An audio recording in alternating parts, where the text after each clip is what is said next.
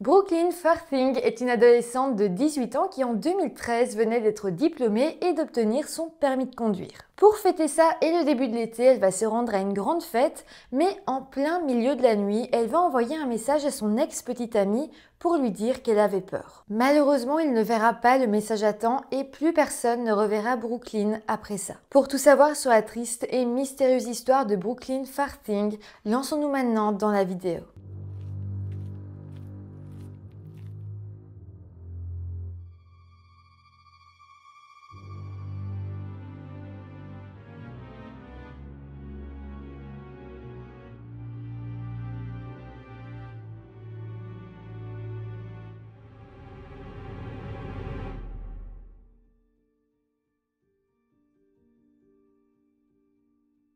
Hello tout le monde, j'espère que vous allez bien. Je vous retrouve aujourd'hui avec une histoire américaine qui a eu lieu, comme vous le savez, en 2013, mais qui pourrait très bien se résoudre prochainement. Je ne veux pas vous en dire trop maintenant, mais ce cold case connaît beaucoup d'avancement dans l'enquête en ce moment, et c'est pour ça que j'avais envie de vous en parler sur ma chaîne. Avant de commencer la vidéo, je vous rappelle comme d'habitude de vous abonner à la chaîne si ce n'est pas encore fait. Je fais une vidéo par jour pendant tout le mois d'avril, et maintenant que tout ça est dit, lançons-nous dans la vidéo. Brooklyn Farthing, que tout le monde appelle Brooke, est une jeune femme de 18 ans vivant aux États-Unis dans l'état du Kentucky, dans la ville de Berea. Pour vous la représenter, c'est le genre de petite ville où tout le monde se connaît. Brooke vivait donc là-bas dans une maison entourée de sa mère, Shelby Tillery, son père et ses sœurs Paige et Tasha. Pour vous parler un peu plus de Brooke, elle était une adolescente sociale avec beaucoup d'amis et elle était aussi extrêmement proche de ses deux sœurs. Il y avait donc Paige qui était sa petite sœur, elle avait 16 ans, et Tasha, sa grande sœur, qui n'habitait déjà plus avec ses parents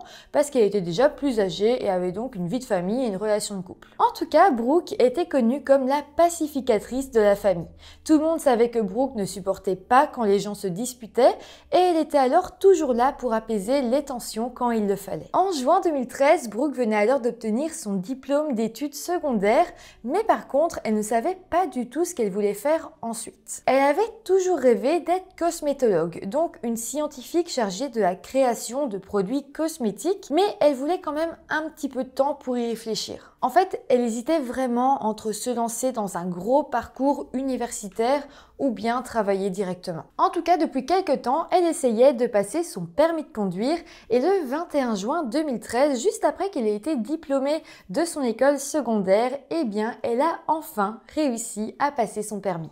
Elle est alors rentrée chez elle fin de matinée et elle était super heureuse. Elle espérait que son père la laisse conduire la voiture familiale, une Ford Ranger, pour qu'elle puisse se déplacer justement pendant les vacances d'été. Le 21 juin 2013, en plus d'être un grand jour pour Brooke, c'était aussi le jour de l'anniversaire de son grand-père. Il fêtait en fait ses 70 ans et toute la famille avait prévu de se réunir pour fêter l'anniversaire. Et en fait, le grand-père de Brooke n'allait plus très bien. Malheureusement, il n'était plus en très bonne santé. Alors pour ses 70 ans, toute la famille, même la famille très éloignée, avait prévu de se réunir pour fêter son anniversaire avec lui. Donc voilà, toute la famille s'est rendue à l'anniversaire, mais il faut savoir que le 21 juin était aussi le jour d'une très grosse fête dans la ville de Berea. En fait, le soir, il y avait une fête organisée dans un grand champ de la ville et ils allumaient un grand feu de joie et plein d'adolescents se réunissaient pour fêter l'arrivée de l'été. C'était donc une super ambiance, il y avait le feu de joie, la musique et de la bière. Donc ce jour-là, Brooke se rend à l'anniversaire de son grand-père, puis dans la soirée, elle est partie rejoindre ses amis à la fête. Elle est partie accompagnée de sa petite sœur, Paige, ainsi que de l'une de ses cousines. Arrivée à la fête, Brooke a été rejoindre ses amis et Paige et la cousine sont elles restées ensemble. Brooke de son côté avait en fait prévu de dormir chez une amie après la soirée et donc elle avait apporté avec elle un sac de voyage. Donc à un moment donné dans la soirée, Paige et la cousine sont reparties et Brooke est restée seule à la fête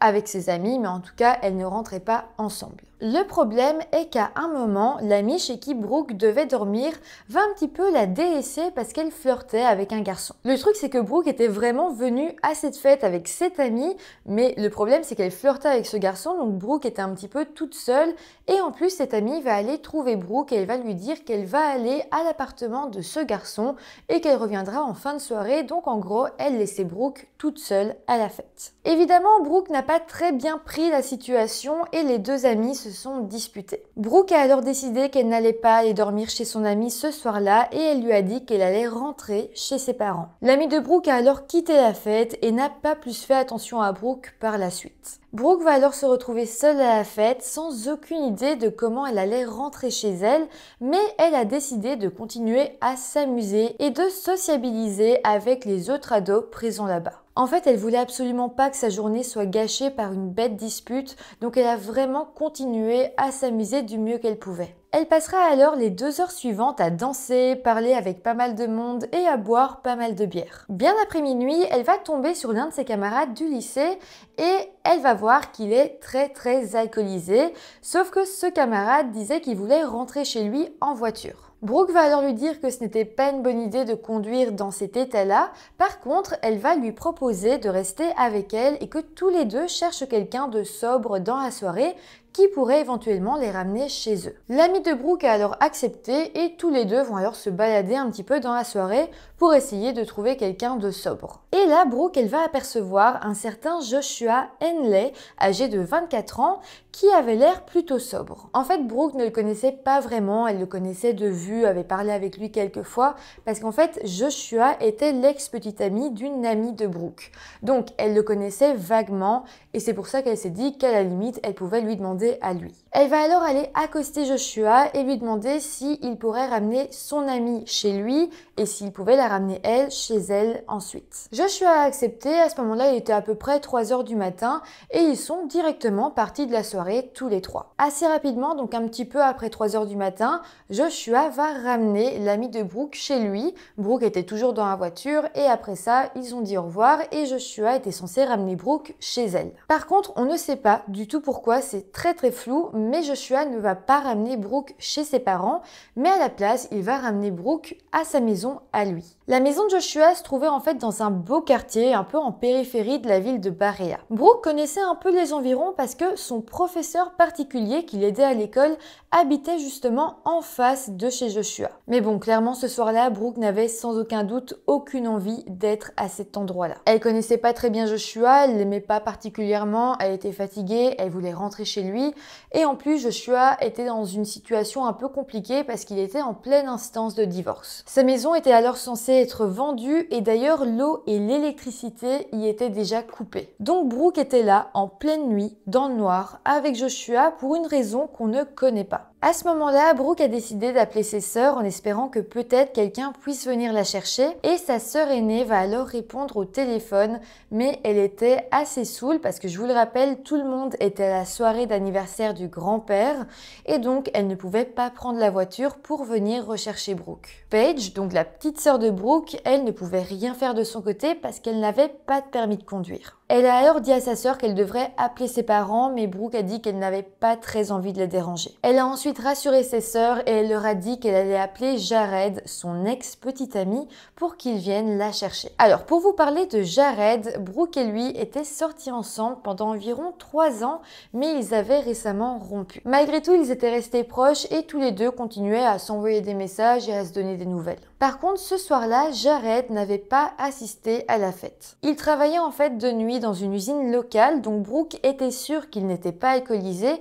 et qu'il était réveillé. Donc Brooke lui a envoyé un message à 4 heures du matin pour voir si il pouvait venir la chercher, mais Jared a répondu qu'il était au travail et qu'il terminait seulement vers 6h, 6h30 du matin. Par contre, il lui a dit qu'à ce moment-là, quand il sortirait du travail, il pourrait venir la chercher, mais il lui a quand même demandé comment elle se sentait, si elle était en sécurité et si jusque-là ça allait aller.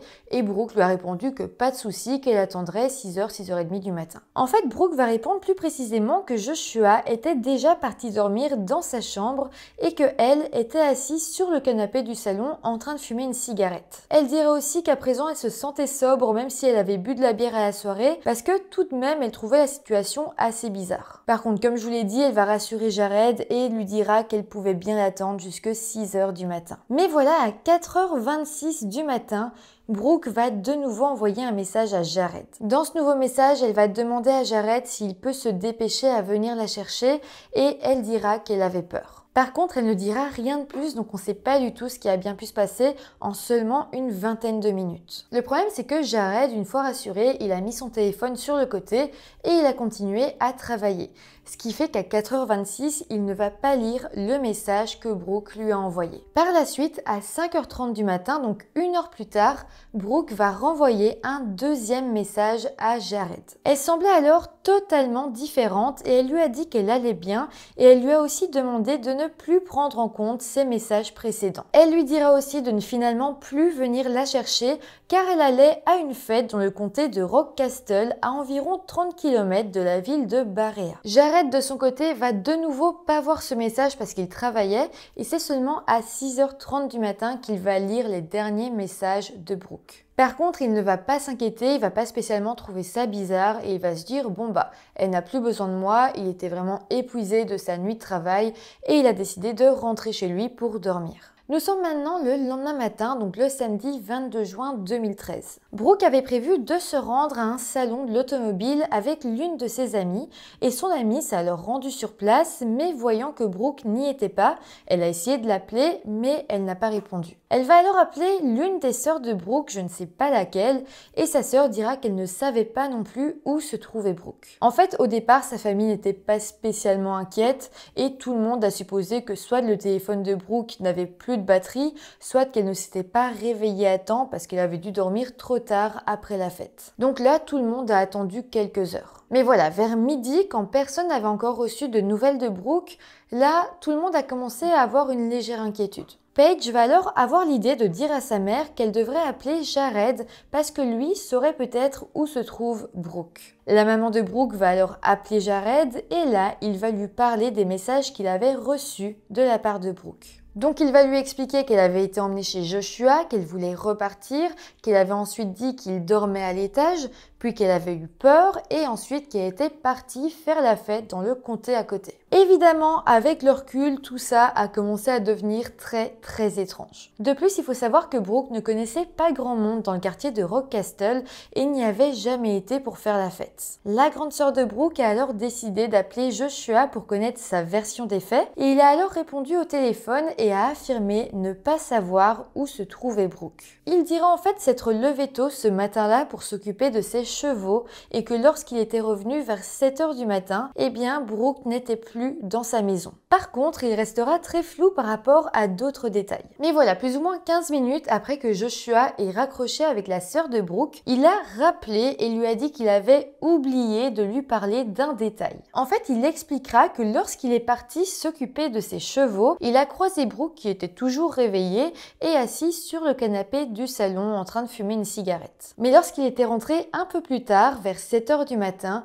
Brooke n'était effectivement plus à la maison, mais la maison était en train de brûler. En fait, selon lui, Brooke aurait démarré un incendie accidentel et serait ensuite partie par peur ou quelque chose comme ça. Évidemment, pour la famille de Brooke, rien de tout ça n'avait de sens. Si vraiment Brooke avait créé un incendie chez Joshua vers 7h du matin, pourquoi est-ce qu'elle aurait dit à Jared qu'elle partait à une fête à 5h30 du matin? Et puis, en plus de ne pas être claire, aucune de ces deux situations ne ressemblait à Brooke. La famille de Brooke va alors commencer à trouver le comportement de Joshua très suspect et ils ont décidé de se rendre sur place à sa maison pour voir ce qui était en train de s'y passer. Mais là, lorsqu'ils sont arrivés devant chez Joshua, ils vont y découvrir des camions de pompiers et la police. En fait, on va apprendre qu'à 7h du matin, Joshua avait appelé la police pour signaler un incendie peut-être clandestin dans sa maison. Vous l'imaginez, la famille de Brooke était totalement dépassée par la situation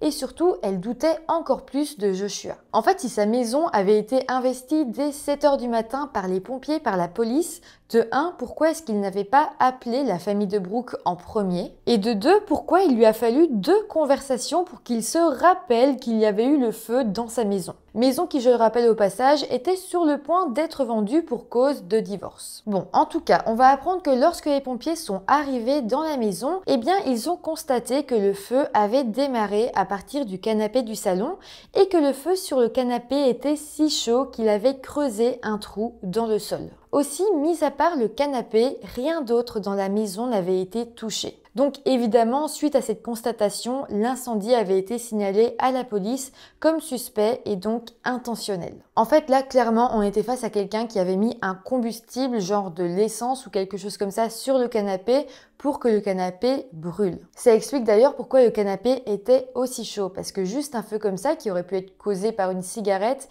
n'aurait pas créé un feu aussi chaud au point de détruire complètement le canapé et faire un trou dans le sol. C'était sûr qu'il y avait eu un combustible en plus. Mais bon, les policiers qui étaient venus à la base pour un incendie suspect trouvaient la situation encore plus bizarre quand ils ont appris la nouvelle de la disparition de Brooke. Il fallait alors maintenant savoir qui avait provoqué intentionnellement l'incendie et surtout où se trouvait Brooke. La famille de Brooke va alors apprendre que la police avait trouvé le sac à main ainsi que le sac de voyage de Brooke à l'intérieur de la maison de Joshua. Mais pire encore, ils retrouveront ses chaussures, des bottes style cowboy qui se trouvaient, elles, toujours sur le porche de la maison. En fait, seul Brooke et son téléphone portable avaient disparu. Comprenant que la disparition semblait très inquiétante, la police de l'État du Kentucky a lancé une recherche immédiate. Des centaines de policiers ont alors été envoyés afin d'organiser des battues dans les bois qui entouraient la maison de Joshua. Le problème est que si Brooke s'y trouvait ou si n'importe quel indice s'y trouvait, ce ne serait clairement pas facile à retrouver parce que la maison de Joshua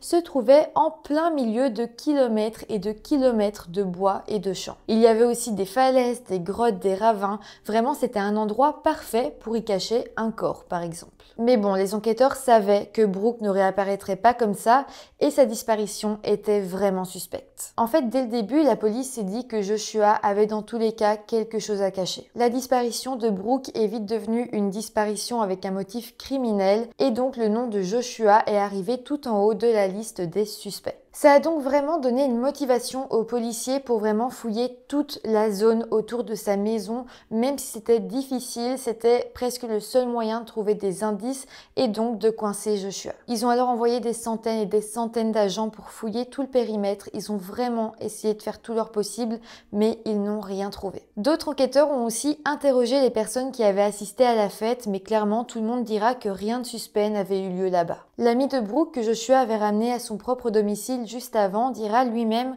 qu'à ce moment-là, Brooke allait bien et rien de suspect ou quoi que ce soit n'avait eu lieu. En fait, il n'y avait strictement aucun témoin important, mis à part Joshua bien sûr. Alors oui, Joshua a bien évidemment été interrogé par les enquêteurs, mais il a continué à insister sur le fait qu'il ne savait absolument pas ce qui était arrivé à Brooke. Malheureusement, comme les enquêteurs n'ont jamais trouvé de vraies preuves matérielles contre lui, eh bien, il n'a jamais pu être inculpé. D'ailleurs, les enquêteurs étaient sûrs que énormément de preuves auraient pu se trouver sur le canapé du salon et que c'était donc pour cela qu'il avait été brûlé. La famille de Brooke a également le même avis sur la question et ils sont donc persuadés que Joshua a bel et bien fait du mal à Brooke. Par contre, même si cette affaire reste malheureusement un cold case aujourd'hui, il faut savoir qu'en 2020, Joshua a été arrêté et accusé pour possession de pédopornographie. D'ailleurs, il a été arrêté avec ses deux autres complices de la région, un certain Bradley S. Elton, un homme de 32 ans, et un certain Stephen Pulsford, un homme de 61 ans. Alors, j'ai pas plus d'informations à propos de ça, mais je pense que c'est parce que la police essaye de poursuivre discrètement son enquête, et je pense que l'arrestation de Joshua et de ses deux complices pourrait peut-être permettre de résoudre l'affaire de la disparition de Brooklyn. Alors, si jamais il existe une page Facebook qui s'appelle Missing Brooklyn Farthing, dont je vous mets évidemment le lien en barre de description, et vous pouvez d'ailleurs aller suivre la page et voir toutes les avancées de l'enquête. En tout cas, c'est comme ça que se termine cette histoire que je trouve extrêmement mystérieuse. Je me demande si les complices de Joshua ont aussi quelque chose à voir dans l'histoire de la disparition de Brooke. Je me dis que c'est une possibilité, peut-être qu'ils n'ont rien fait, mais sans doute qu'ils savent quelque chose. En tout cas, j'espère de tout cœur qu'on en saura plus bientôt. N'hésitez pas à me dire vous en commentaire toutes vos théories. N'hésitez pas non plus à me dire ce que vous avez pensé de la vidéo, à mettre un petit pouce en l'air si elle vous a intéressé, à vous abonner à la chaîne. Et moi, je vous dis à demain pour une nouvelle vidéo. Bye!